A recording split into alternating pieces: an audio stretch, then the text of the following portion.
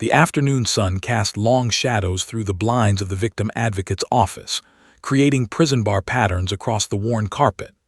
7-year-old Emma Carter sat motionless in the oversized chair, her small frame nearly swallowed by the burgundy cushions.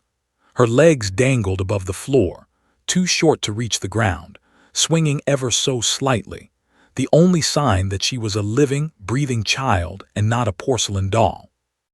Detective Sarah Martinez watched the little girl from across the room, her heart breaking with each passing silent moment. 3 months, 91 days to be exact, since Emma had spoken a single word, not to her mother, not to the therapists, not to anyone. "Emma, sweetie," Sarah said softly, moving to kneel beside the chair so she could meet the child's eyes. "I know this is hard, I know you're scared, but we really need your help." Nothing. Emma's dark eyes stared past Sarah, fixed on something, or perhaps nothing in the middle distance. Her small hands clutched a worn teddy bear, the same one she'd been holding that terrible night at her mother's convenience store. The bear's left ear was missing, torn off during the chaos. Emma's knuckles were white from gripping it so tightly. Sarah glanced at the clock on the wall. 2 weeks. They had exactly 2 weeks until the trial, and their entire case was crumbling like a sandcastle at high tide. The physical evidence was minimal. Marcus Webb had been smart enough to wear gloves. The store's security camera had malfunctioned that night, a cruel twist of fate. The only other witness, elderly clerk Raymond Johnson, had suffered a traumatic brain injury from the attack and couldn't remember critical details. His testimony would be shaky at best, easily dismantled by a skilled defense attorney. Emma was their only hope. She had been there, hiding behind the display rack of potato chips, small enough that the robber never noticed her. She had seen everything: the face, the weapon, the violence. Every horrible second was locked away inside her 7-year-old mind, trapped behind a wall of trauma that no one could break through. "The trial is in 2 weeks," Sarah continued, keeping her voice gentle but urgent. "If you can't testify, if you can't tell the judge what you saw, the man who hurt Mr. Johnson will go free. He'll walk out of that courtroom and no one can stop him." Emma's eyes flickered slightly, a recognition of the words perhaps, or a memory of that night. But still, no sound escaped her lips. Sarah's phone buzzed. She glanced at the text message from District Attorney James Rodriguez. "Any progress? Running out of time here." She typed back quickly, "Nothing yet, still trying." The response came immediately. "Defense is filing for dismissal. Judge scheduled hearing for tomorrow. If Emma can't talk, we're done." Sarah felt the weight of defeat settling on her shoulders. She looked at Emma again, at this tiny girl carrying a burden far too heavy for her small frame. The therapists had tried everything: play therapy, art therapy, even hypnosis. Dr. Lisa Anderson, the child psychologist, had explained that Emma's mutism was selective, trauma-induced, the mind's way of protecting itself from unbearable horror. "The memories are there," Dr. Anderson had said during their last consultation. "She remembers everything, but her brain has essentially locked the filing cabinet. Speaking about it, speaking at all, feels dangerous to her subconscious. Like if she opens her mouth, all the terror will come flooding out and drown her." "So how do we help her?" Sarah had asked desperately. "Time, patience, and the right trigger. Something that makes her feel safe enough to open up. But Sarah," Dr. Anderson had added gravely, "we may not find that trigger before the trial. You need to prepare for that possibility." The door to the office opened, and Emma's mother, Jennifer Carter, stepped inside. She looked exhausted, her face drawn and pale. Dark circles shadowed her eyes, the mark of 3 months of sleepless nights, worrying about her daughter and reliving her own trauma from that night. "Any change?" Jennifer asked hopefully, though her voice betrayed that she already knew the answer. Sarah shook her head, "Not yet." Jennifer knelt beside her daughter, placing a gentle hand on Emma's knee. "Baby girl, I know you're scared. Mommy's scared too, but we need to be brave together, okay? Just like we practiced." Emma turned slightly toward her mother, and for a moment Sarah saw something in the child's eyes, a desperate wanting to speak, to help, to be brave. But the words couldn't come. The wall was too high, too thick, built brick by terror and trauma. Jennifer's eyes filled with tears. She stood abruptly and walked to the window, not wanting Emma to see her cry. Sarah followed her, speaking in a low voice. "Jennifer, I want you to know we're doing everything we can. We've consulted with specialists across the country. We've tried every therapeutic approach." "It's not your fault," Jennifer interrupted, her voice hollow. "I know you're trying, everyone's trying, but that monster is going to walk free, isn't he? He's going to get away with what he did to Ray, what he did to my baby girl's mind, all of it." "Not if I can help it," Sarah said with more confidence than she felt. As the afternoon faded into evening, Sarah sat in her car outside the advocacy center, staring at her steering wheel. Her partner, Officer David Chen, had texted her earlier about a seminar he'd attended on courthouse facility dogs, specially trained K9s that provided comfort to traumatized witnesses during testimony. At the time, she dismissed it. Too unconventional, too risky. The defense would have a field day. But now, with time running out and options exhausted, Sarah pulled out her phone and began researching. What she found gave her the first spark of hope she'd felt in weeks. Maybe, just maybe, there was one more thing they could try. One more chance to help Emma find her voice. District Attorney James Rodriguez's office looked like a tornado had torn through it. Case files covered every surface, legal briefs scattered across his desk like fallen leaves, and empty coffee cups formed a small city skyline along the windowsill. It was 7:30 a.m., and James had been there since 5, trying to find a legal precedent, a loophole, anything that could save his case. The sharp knock on his door made him jump.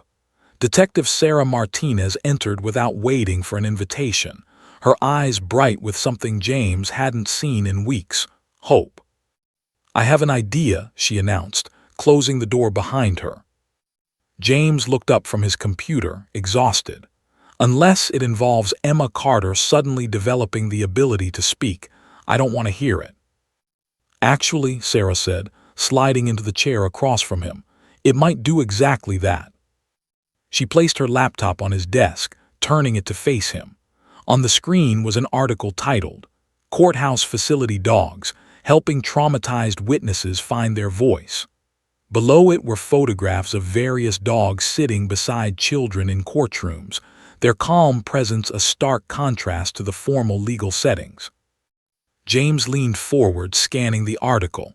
"A dog? You want to bring a dog into my courtroom?" "Not just any dog," Sarah said quickly. "A certified courthouse facility dog. They're specially trained to provide emotional support to witnesses, particularly children and trauma survivors. There's a program right here in the county. I've already contacted them." "Sarah, the defense will absolutely crucify us. They'll claim we're using sympathy to manipulate the jury." "They already are using sympathy," Sarah interrupted, her voice passionate. "They're planning to parade Emma in front of the judge tomorrow at the dismissal hearing, showing everyone how traumatized and unable to testify she is. At least this gives her a fighting chance." James stood, packing to his window. The courthouse square below was beginning to fill with morning traffic. He could see the steps where, in 2 weeks, Marcus Webb might walk free. The thought made his stomach turn. "Tell me about this dog," he said finally. Sarah's fingers flew across her keyboard. "His name is Rex. He's a 3-year-old German Shepherd certified by the Courthouse Dogs Foundation. He's worked with over 40 witnesses in the past 18 months. His handler is Officer David Chen from the K9 unit. Rex has specialized training in trauma response. He can sense anxiety, panic attacks, dissociation. He knows how to ground people in the present moment." "Has he worked with selective mutism before?" "Twice. Once with a 5-year-old domestic violence witness and once with a teenage assault victim. Both cases, the witnesses were able to testify with Rex present. Before that, Neither had spoken about their trauma.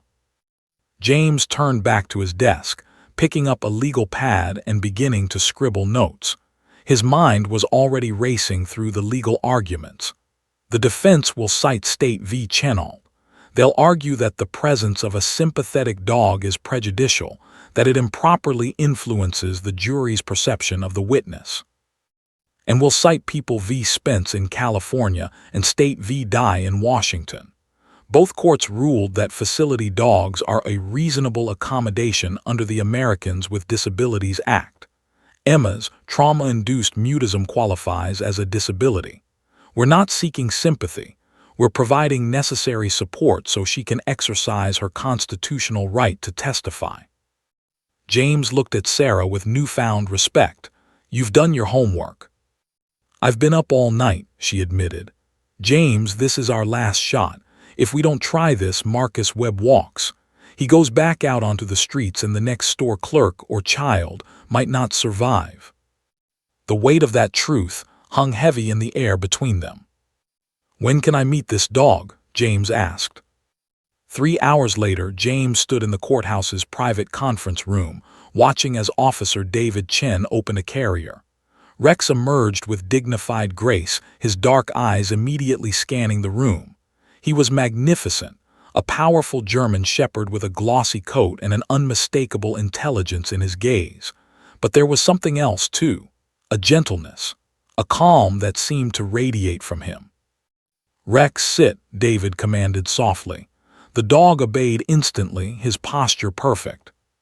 He's beautiful, James said, approaching slowly. May I? Of course, Rex loves people. James extended his hand, and Rex sniffed it briefly before pressing his head into James's palm. Despite everything, the stress, the impossible odds, the weight of the case, James felt something ease in his chest. He has that effect on people, David said with a knowing smile. Imagine what he could do for a terrified little girl. James knelt down, looking into Rex's eyes. Can you really help her, boy? As if in answer, Rex's tail wagged once. What happens now? David asked. Now, James said, standing, we go to war. The emergency hearing was scheduled for 2 p.m. that same day.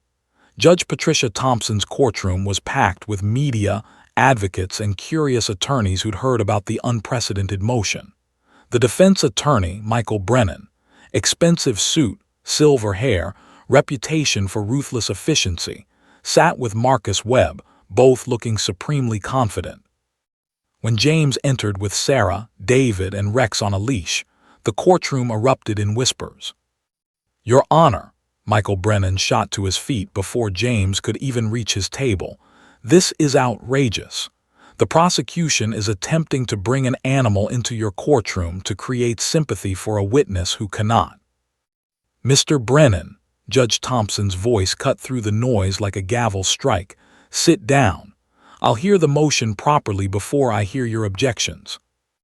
James approached the bench, his heart pounding. Everything depended on the next few minutes. Your Honor, we're requesting permission for Rex, a certified courthouse facility dog, to accompany our witness, Emma Carter, during her testimony. Miss Carter is suffering from trauma-induced selective mutism. Without accommodation, she cannot testify, which violates her rights as a witness and denies justice to the victim of a violent crime. Judge Thompson looked down at Rex, who sat perfectly still beside David. Her expression was unreadable. This is a novel request, Mr. Rodriguez. Yes, Your Honor, but there is precedent. I'm familiar with the precedent, she interrupted. I'm also familiar with the legitimate concerns about prejudice and jury influence. Mr. Brennan, your response. Michael Brennan stood, his face red. Your Honor, this is a blatant attempt to manipulate this court through sympathy. A dog beside a crying child. How is the jury supposed to remain impartial? This isn't about accommodation, it's about theater. The judge's eyes moved from Brennan to James to Rex, who remained calm despite the raised voices and tension. I want to see the dog's credentials, the handler's qualifications, and case law from both sides on my desk in 2 hours, Judge Thompson declared. We'll reconvene at 4 o'clock for my ruling. Until then, this hearing is in recess. As the gavel fell, James caught Sarah's eye. They had their chance. Now they just had to pray it was enough. The Child Advocacy Center's therapy room had been carefully prepared. Soft lighting replaced the harsh fluorescence. Comfortable floor cushions were scattered around. The walls were painted a calming sage green, decorated with peaceful nature scenes. Everything designed to make traumatized children feel safe. Emma Carter sat on a small couch, her ever-present teddy bear clutched to her chest. Jennifer held her daughter's hand, squeezing gently. Detective Sarah Martinez stood near the door with Dr. Lisa Anderson, both women holding their breath. This was it, the moment that could change everything or confirm their worst fears.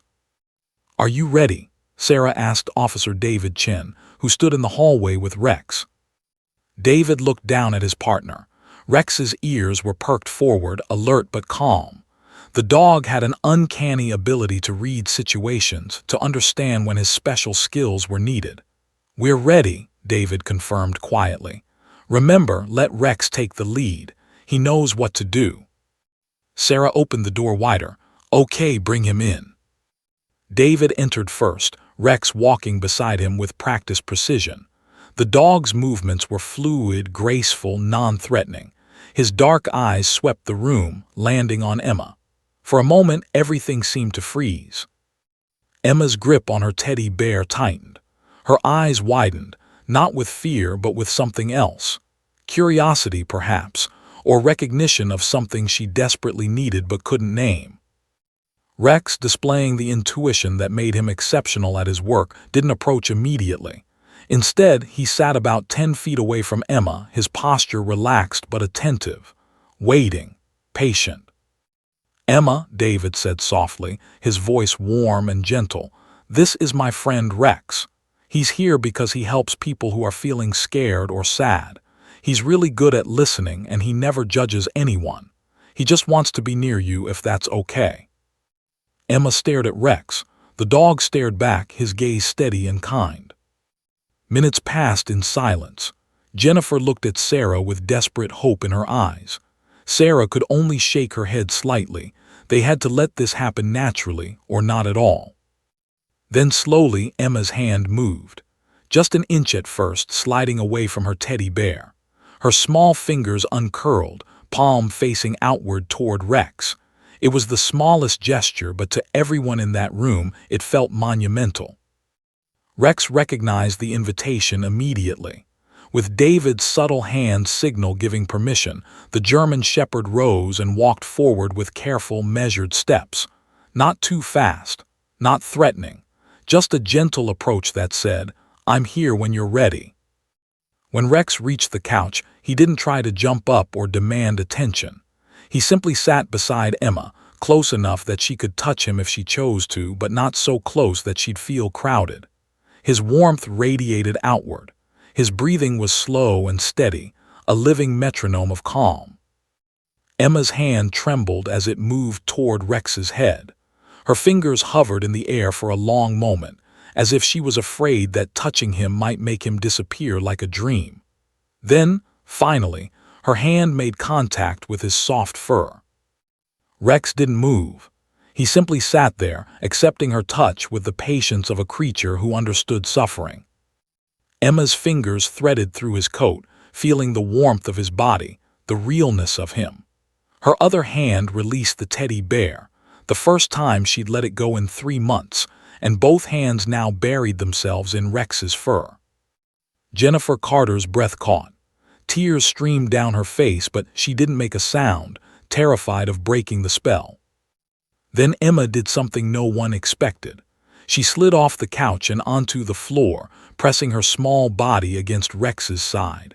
The dog, with perfect understanding, adjusted his position to support her weight. Emma wrapped her arms around his neck and buried her face in his fur. Dr. Anderson frantically scribbled notes, her professional composure barely maintained. In all her years working with traumatized children, she'd never seen anything quite like this. Emma wasn't speaking, but she was communicating. Her body language, closed off for so long, was opening like a flower toward sunlight. "This is remarkable," Dr. Anderson whispered to Sarah. "She's seeking comfort. That's the first step toward healing." Sarah nodded, unable to speak past the lump in her throat. They stayed like that for nearly an hour, Emma and Rex, connected in silence. David remained perfectly still, not wanting to disturb the moment. Jennifer watched her daughter, seeing glimpses of the little girl who existed before that terrible night. The girl who laughed and played and spoke freely about her day. Over the next 13 days, a routine developed. Every morning at 9 o'clock, David would bring Rex to the advocacy center. Emma began waiting by the window, watching for their arrival. When she saw them, something that almost resembled a smile would flicker across her face. The sessions followed a pattern.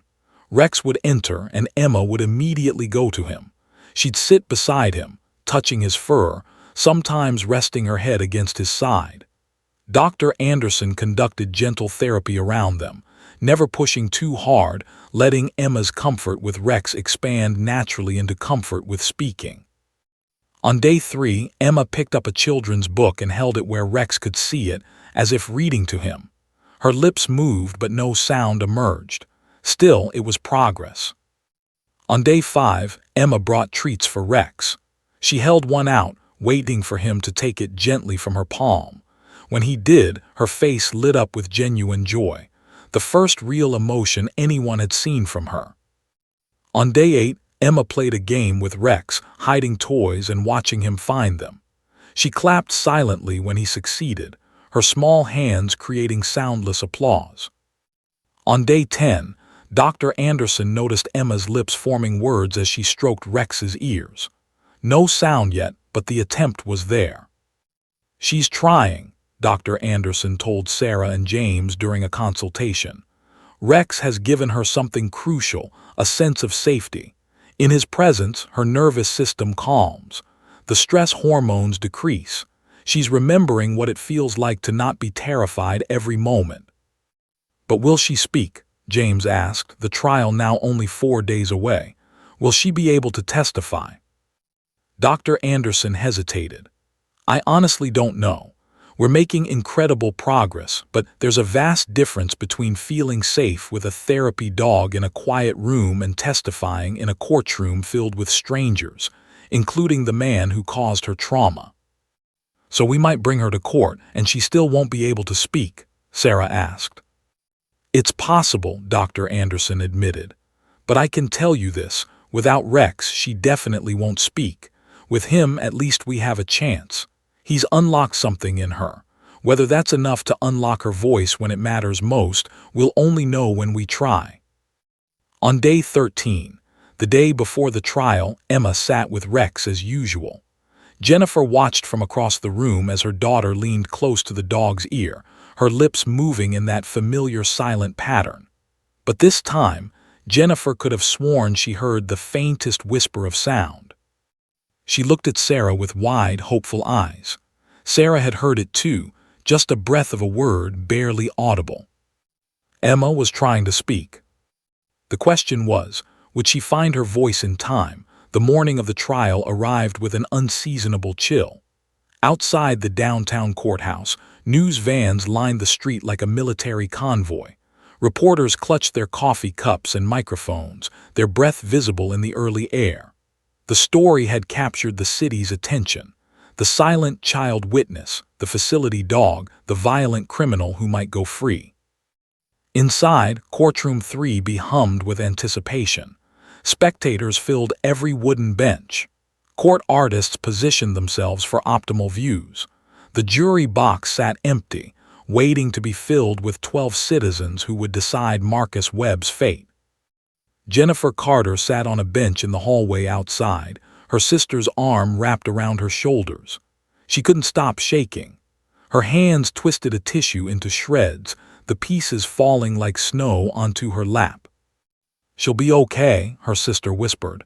"She's stronger than you think." "She's 7 years old, Maria," Jennifer replied, her voice breaking. 7. She should be worried about homework and playground games, not testifying in a criminal trial against a violent man. Down the hall, in a private witness room, Emma sat quietly beside Rex. The dog lay on the floor, his head resting on his paws, but his eyes tracked Emma's every movement. Officer David Chen stood by the window, checking his watch. Detective Sarah Martinez paced, her phone buzzing constantly with updates from the courtroom. Dr. Lisa Anderson knelt beside Emma, speaking in soothing tones. "Remember what we practiced, sweetheart. Rex will be right there with you. You don't have to be afraid. Just tell the truth about what you saw. That's all anyone is asking." Emma nodded mechanically, her fingers already buried in Rex's fur. She'd been clinging to him since they'd arrived at the courthouse an hour ago. In the car ride over, she'd whispered something to Rex. Sarah had seen her lips move, but when asked what she'd said, Emma had simply shaken her head. A knock at the door made everyone jump. A bailiff poked his head in. "They're ready for you. Judge Thompson wants the witness available in 10 minutes. Sarah felt her heart drop into her stomach. This was it. Everything they'd worked for, everything they'd hoped for, came down to the next hour. Inside courtroom 3B, District Attorney James Rodriguez arranged his notes with shaking hands. He'd tried hundreds of cases, secured countless convictions, but he'd never felt pressure like this. Across the aisle, defense attorney Michael Brennan looked relaxed, almost jovial. He'd made his position clear during jury selection. The prosecution's case rested entirely on a traumatized child who couldn't speak. Without her testimony, there was no case. Marcus Webb sat beside Brennan, wearing a gray suit that made him look almost respectable. But James could see what lay beneath: the tattoo on his neck, partially covered by his collar, the cold, calculating eyes, the slight smirk that said he thought he'd already won. The jury filed in, 8 women, 4 men, faces ranging from curious to skeptical. They'd heard about the dog in opening statements. Brennan had objected strenuously, creating a scene that James hoped hadn't poisoned the well. Judge Thompson had overruled him, but the damage might already be done. "The prosecution may call its first witness," Judge Thompson announced, her voice carrying through the silent courtroom. James stood, smoothing his tie. "Your Honor, the people call Emma Carter." The courtroom seemed to hold its collective breath. The double doors at the back opened slowly, every head turned. Emma appeared first, tiny in her blue dress with white flowers. Her dark hair had been carefully braided by her mother that morning. She clutched her teddy bear in one hand, but it was the presence beside her that caused the gasps. Rex walked at Emma's side, his posture professional but protective. His golden brown coat gleamed under the courtroom lights. Officer David Chen held his leash loosely, giving Rex freedom to move as needed. The dog's eyes scanned the room, assessing, understanding somehow that this was important. The walk from the doors to the witness stand felt like miles. Emma's steps were small and hesitant. Twice she stopped, and Rex stopped with her, pressing gently against her leg. Each time she found the courage to continue. In the gallery, Jennifer Carter gripped her sister's hand so tightly that Maria later found bruises. Tears streamed down Jennifer's face as she watched her baby girl walk toward something no child should have to face. The jury members leaned forward, their expressions softening. James had worried about Brennan's prejudice argument, but looking at the jurors now, he saw only compassion. A grandmother in the back row dabbed at her eyes with a handkerchief. Marcus Webb's smirk had vanished. He stared at Emma with an expression James couldn't quite read. Was it fear, recognition, guilt? Webb shifted in his chair, suddenly uncomfortable.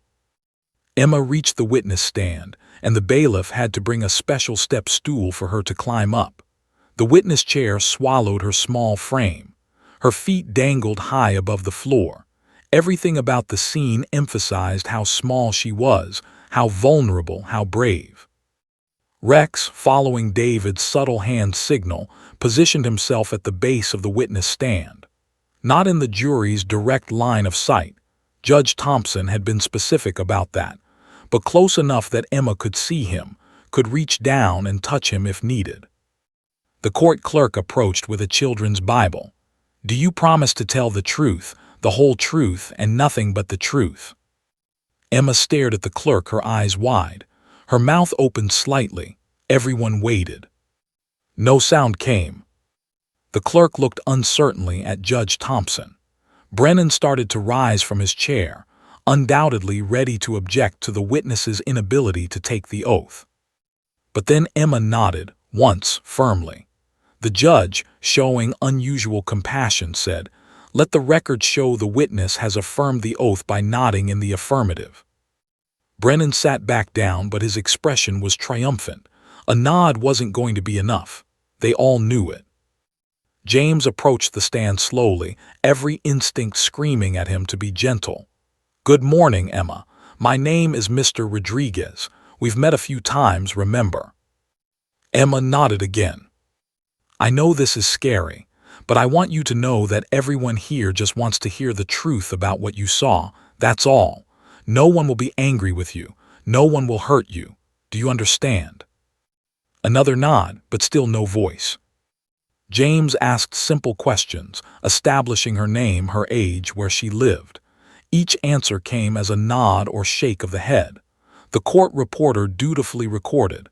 Witness nods affirmatively, and witness shakes head negatively.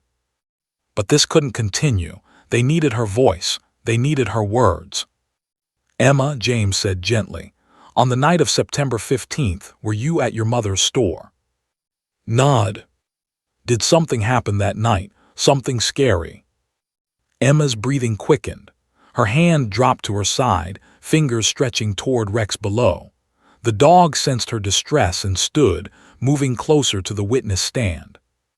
"It's okay," James encouraged. "Rex is right there. Can you tell us what happened?" Emma's mouth opened. Her lips formed words, but no sound emerged. In the gallery, Jennifer Carter sobbed quietly. Sarah Martinez closed her eyes, praying silently. The courtroom waited, balanced on the edge of a knife, for a miracle that might never come.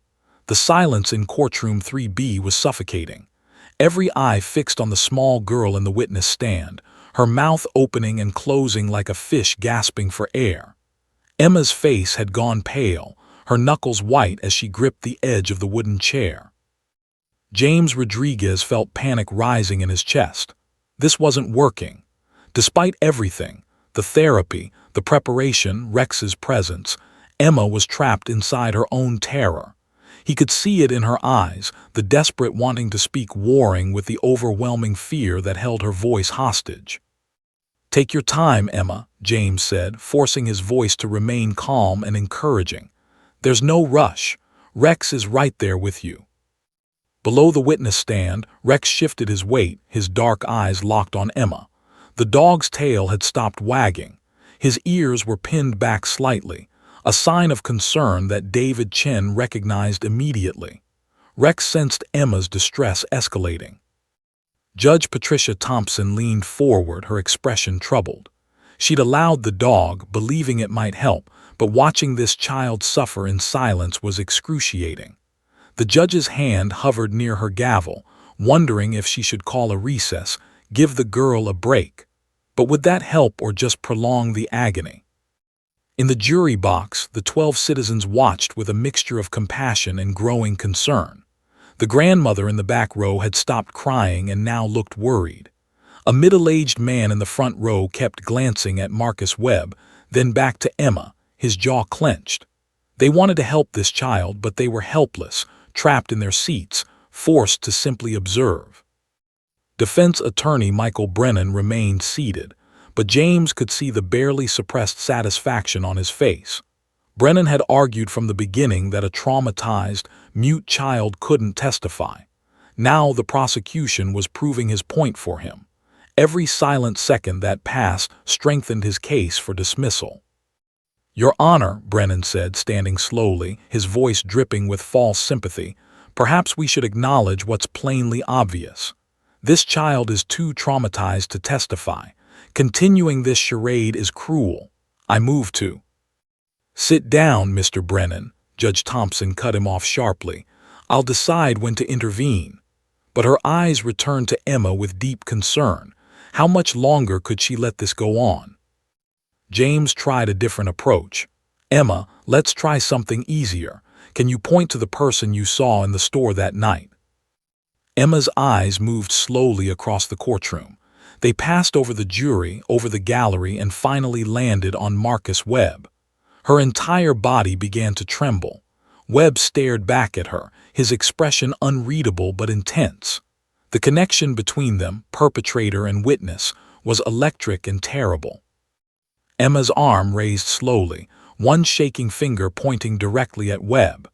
The gesture was clear, unmistakable. Let the record show the witness has identified the defendant, Judge Thompson stated. It was something, but it wasn't enough. They needed her words. They needed her to describe what she saw, what happened. A pointing finger wouldn't convict anyone. Emma, James pressed gently, can you tell us what that man did? Emma's breathing became rapid, shallow. Her chest rose and fell quickly, too quickly. Dr. Anderson, watching from the gallery, recognized the signs immediately. Emma was having a panic attack. Your Honor, Sarah Martinez stood, her voice urgent. May I approach with Dr. Anderson? The witness needs support. Judge Thompson nodded quickly. Approach. Sarah and Dr. Anderson rushed to the witness stand. Emma's face had gone from pale to flushed. Sweat beaded on her forehead. Her hands clutched at her throat as if she couldn't breathe. Emma, look at me, Dr. Anderson said firmly but kindly.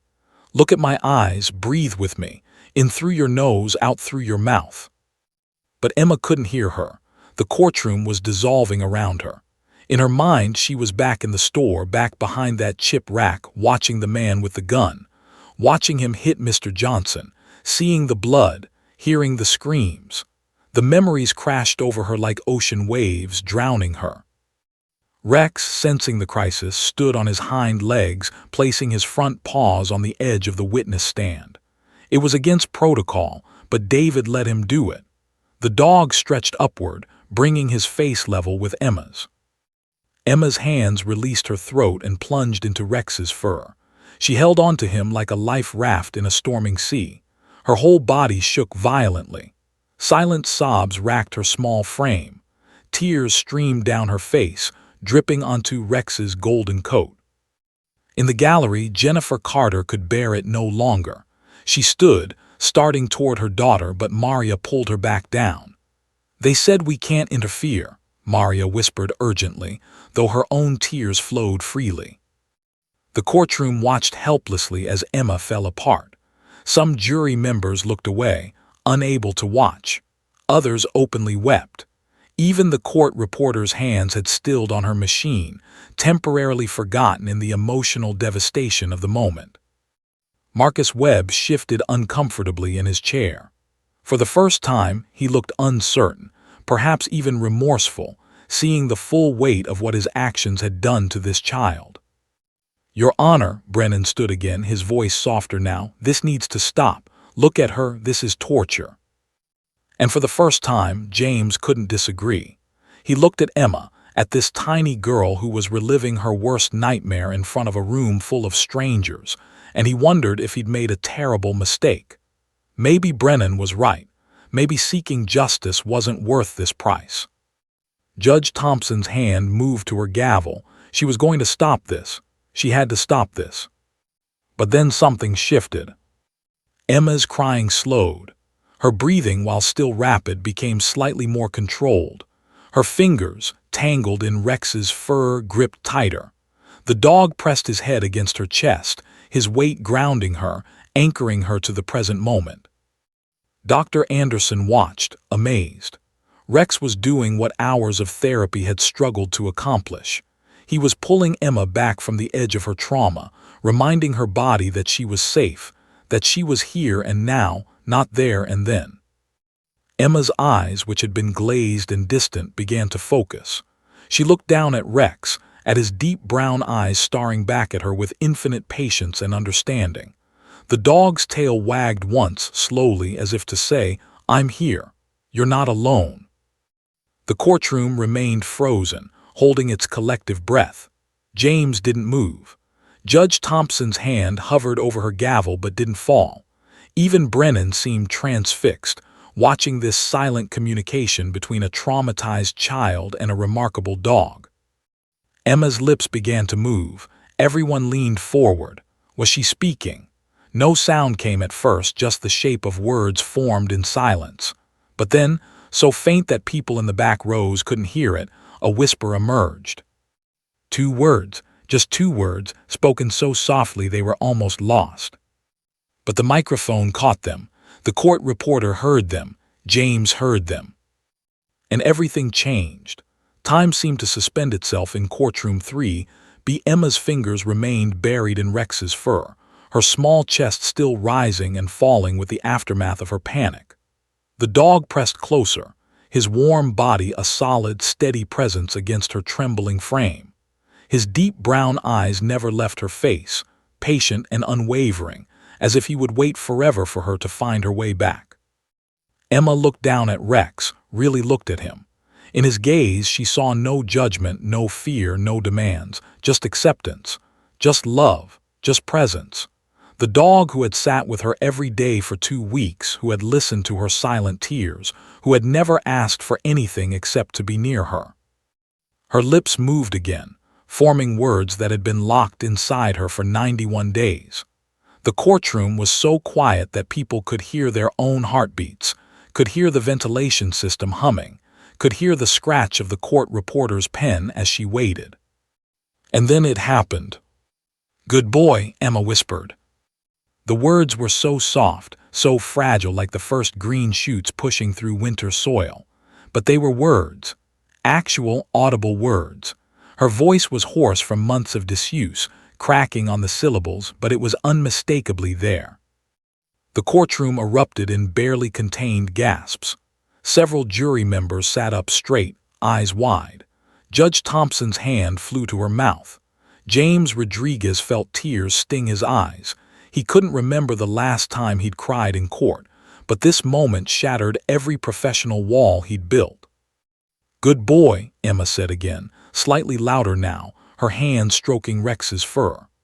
The dog's tail began to wag, slowly at first, then faster, as if he understood the magnitude of what had just happened. In the gallery, Jennifer Carter collapsed against her sister, sobbing so hard her entire body shook. Maria held her tight, tears streaming down her own face.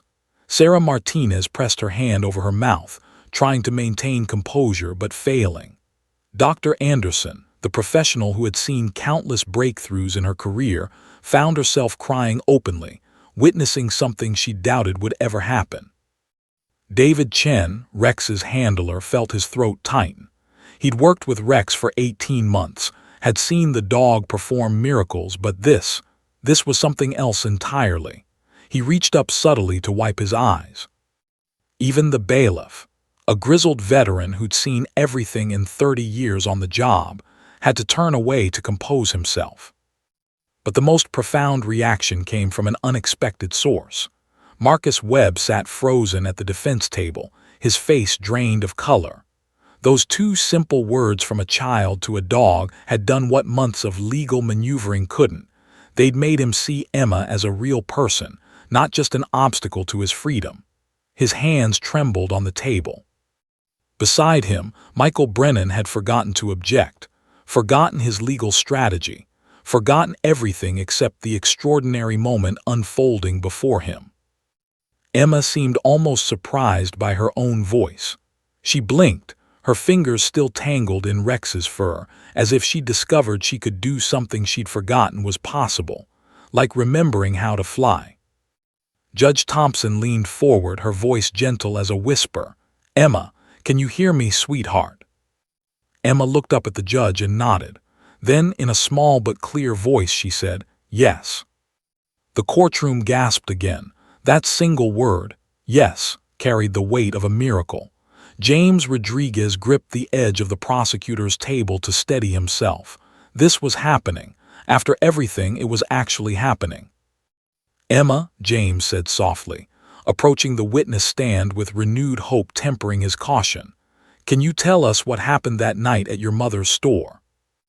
Emma's eyes darted to Marcus Webb, and for a moment James feared she would retreat back into silence.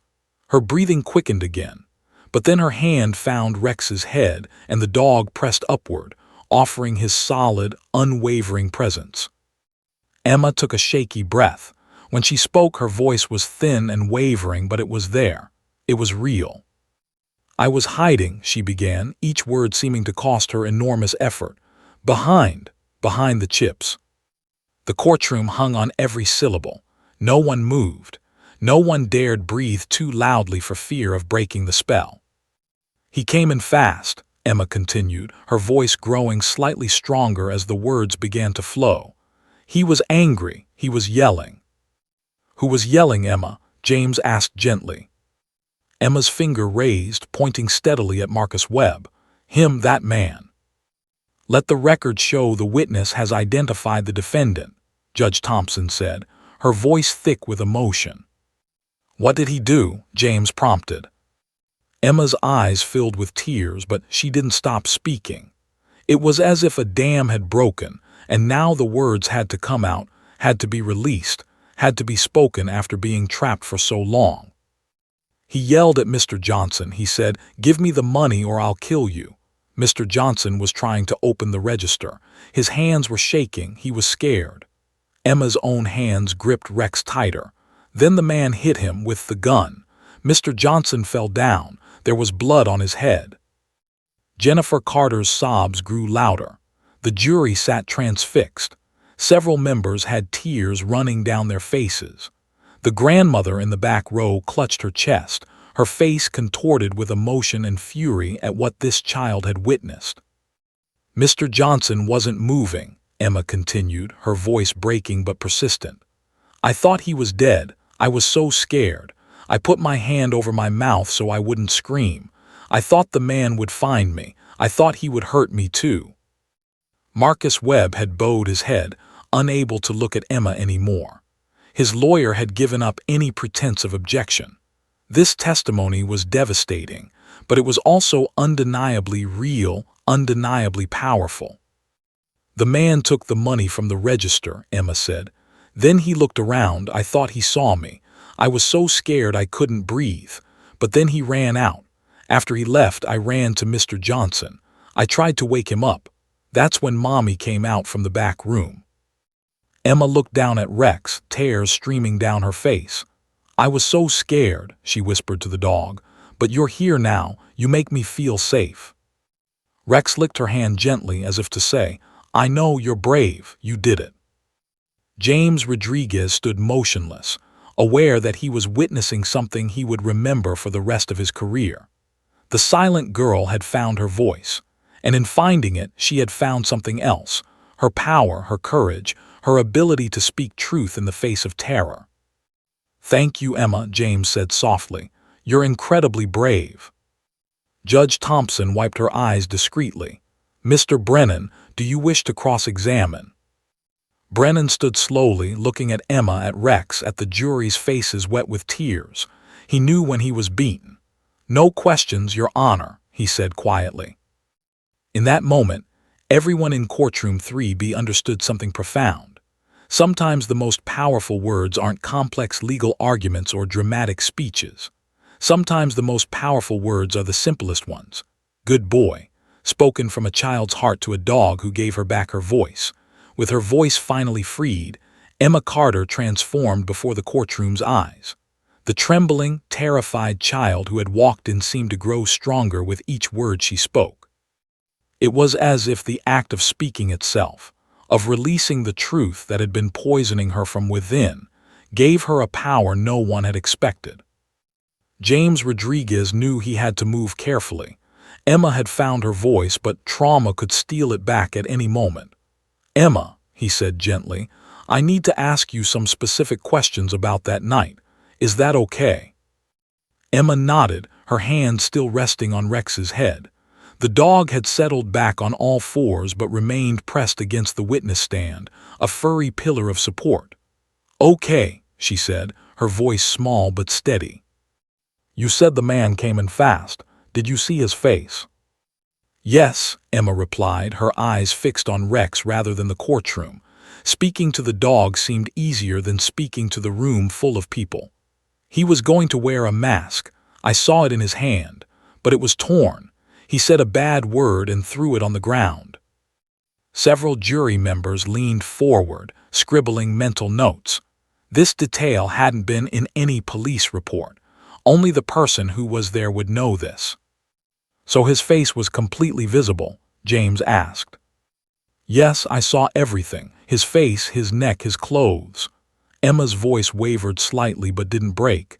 "He had a picture on his neck, a snake that wrapped around."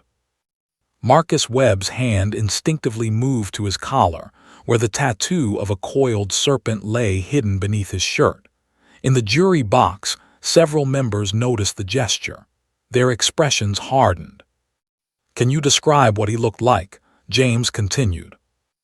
Emma finally looked up, her eyes scanning the courtroom before landing on Webb. He had short brown hair. His eyes were blue but mean-looking.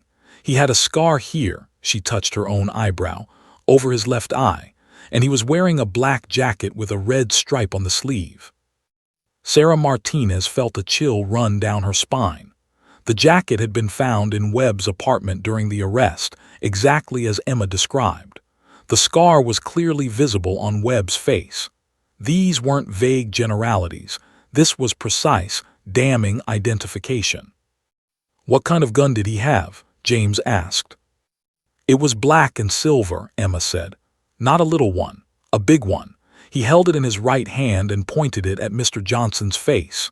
Mr. Johnson put his hands up like this," she demonstrated, raising her small hands in the air, and said, "Please don't hurt me. I have grandchildren."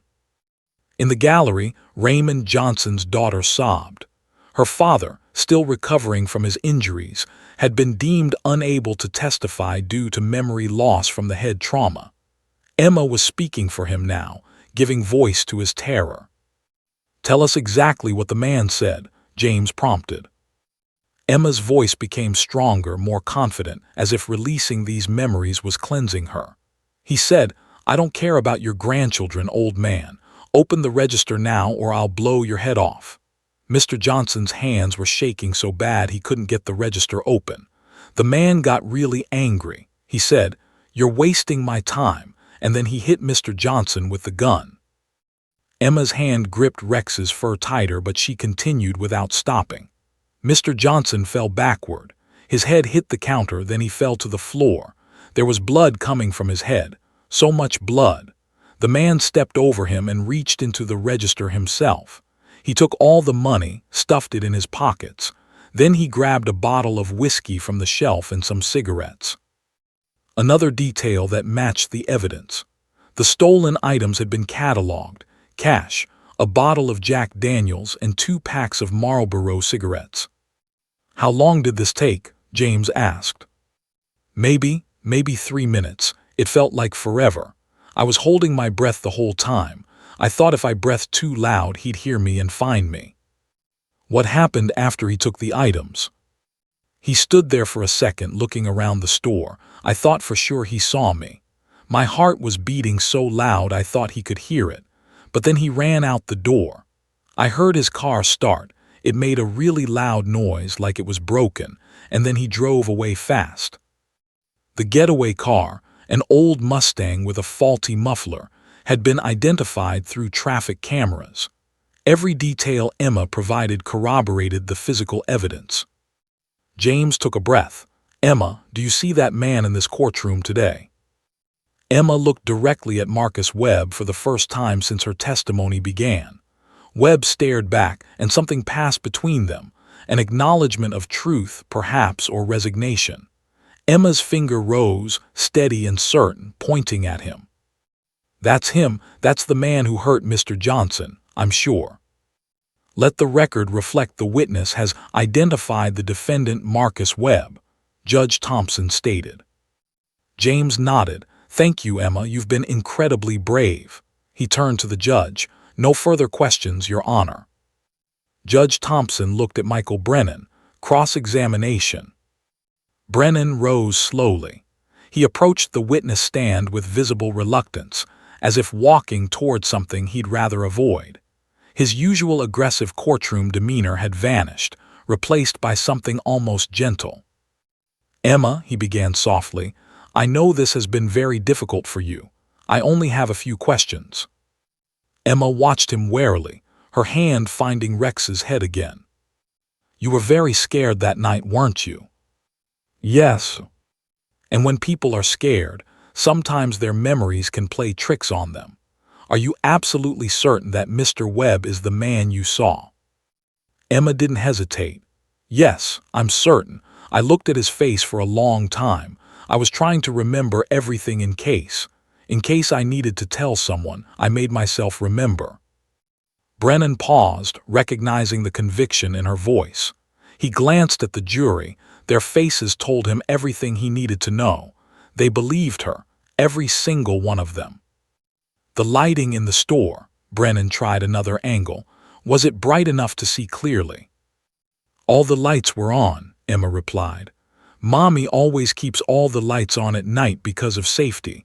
I could see everything." Brennan looked at his notes, searching for a question that might cast doubt without seeming cruel. But there wasn't one. Emma's testimony was too detailed, too consistent, too believable. "No further questions," he said finally, returning to his seat. As Emma climbed down from the witness stand, with Rex walking beside her and David Chen guiding them both, the courtroom erupted in spontaneous applause. Judge Thompson didn't stop it. She couldn't. The moment deserved recognition. Emma had done what everyone thought was impossible. She had spoken her truth. She had faced her nightmare. And in doing so, she had given everyone in that courtroom something precious. Hope that even the most broken voices could be found again. As Emma passed her mother in the gallery, Jennifer reached out, squeezing her daughter's hand. "I'm so proud of you, baby," she whispered. Emma smiled, a real, genuine smile for the first time in 3 months. "Rex helped me, Mommy." "I know, sweetheart. He's a very good boy." And somewhere in that courtroom, justice shifted. The scales balanced. The truth had been unleashed, and nothing would ever be the same. 3 weeks after Emma's testimony, courtroom 3B filled once more. The jury had deliberated for only 90 minutes, one of the shortest deliberations District Attorney James Rodriguez had ever seen in a violent felony case. When the foreperson stood and announced guilty on all counts, a collective exhale swept through the room, as if everyone had been holding their breath since that remarkable day when a little girl found her voice. Marcus Webb showed no emotion as the verdict was read. He simply stared at his hands, perhaps finally understanding the weight of what he'd done, not just to Raymond Johnson, but to a 7-year-old child who'd had her innocence shattered in 3 minutes of violence. Judge Patricia Thompson scheduled sentencing for 2 weeks later, giving both sides time to prepare their statements. But everyone knew what was coming. The evidence had been overwhelming, and Emma's testimony had sealed Webb's fate. On sentencing day, the courtroom was packed again. Raymond Johnson attended, still recovering but determined to be present. His daughter helped him to his seat, his movements slow and careful. The head injury had left him with permanent damage, memory problems, difficulty concentrating, chronic headaches. But he was alive and he was here. Emma sat in the front row with her mother, and beside them, in a rare exception to courthouse rules, sat Rex and Officer David Chen.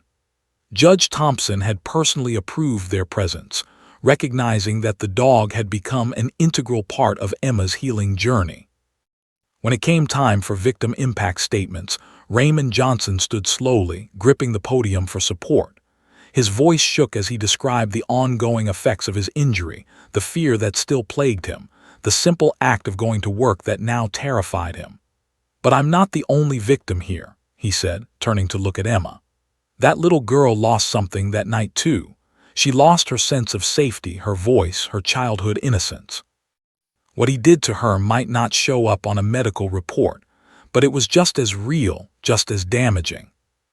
Then Jennifer Carter spoke, her voice breaking as she described the 3 months of silence, the countless therapy sessions, the nights she'd held her daughter as Emma woke screaming from nightmares she couldn't speak about. He didn't just rob a store, Jennifer said, looking directly at Marcus Webb. He robbed my daughter of her voice, her joy, her ability to feel safe in the world.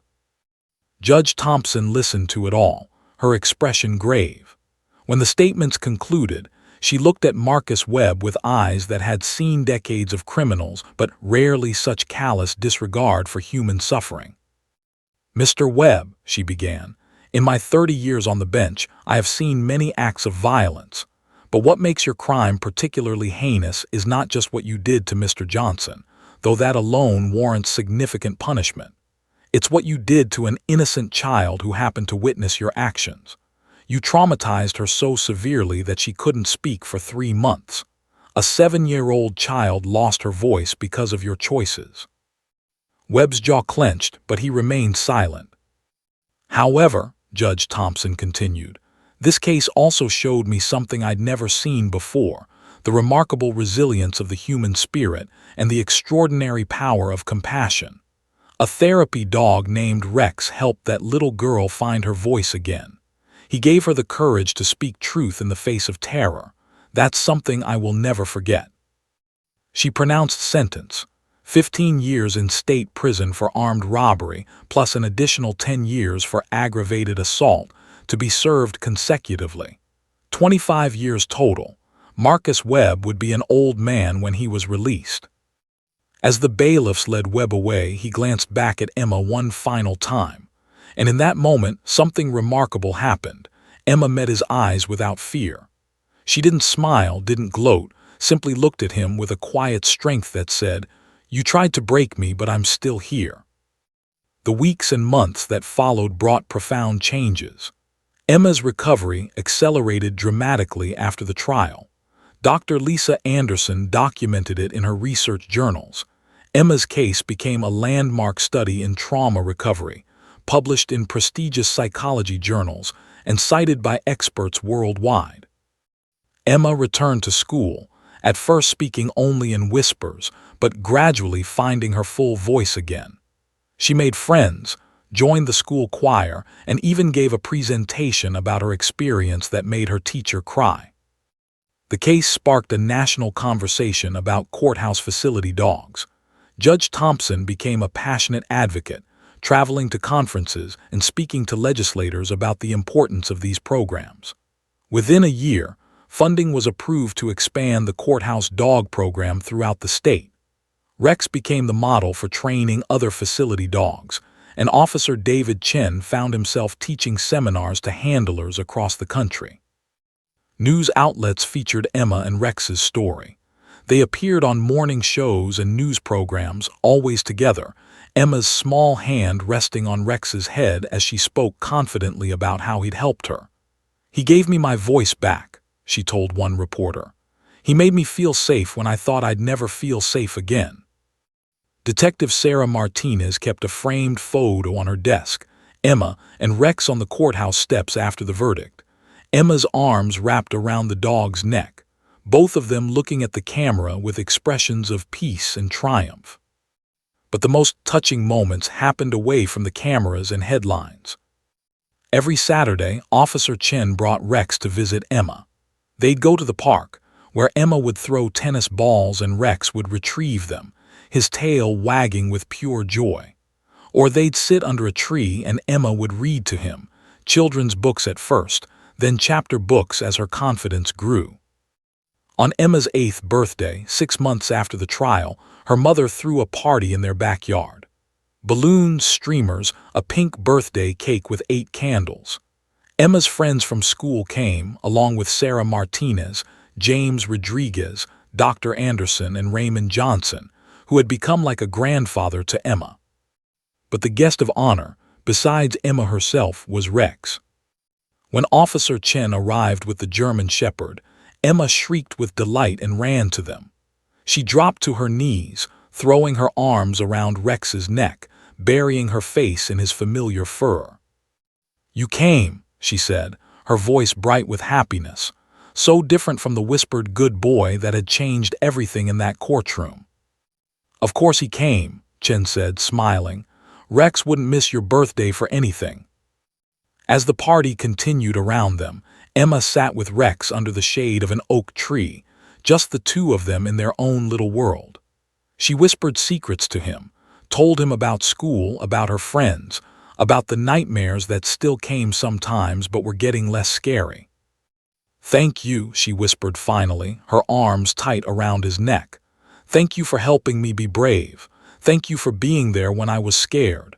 Thank you for being my friend."